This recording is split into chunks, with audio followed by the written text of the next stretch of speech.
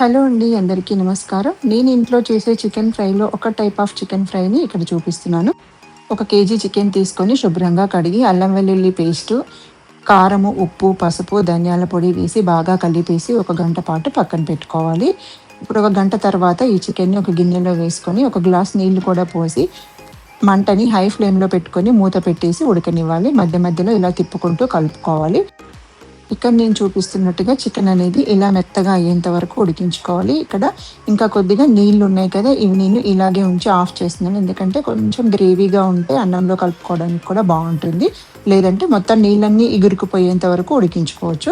ఇప్పుడు ఒక కడాయిలో నూనె పోసుకొని దాంట్లోకి హోల్ గరం మసాలాలు కొన్ని వేసుకొని, ఉల్లిపాయ కూడా వేసి వేగాక కరివేపాకు, పసుపు వేసుకొని కావాలంటే అల్లం వెల్లుల్లిపాయ పేస్ట్ ఇంకా కొద్దిగా కూడా వేసుకోవచ్చు. నాకైతే చికెన్‌లో వేసుకునేది సరిపోతుందని చెప్పి వేయలేదు.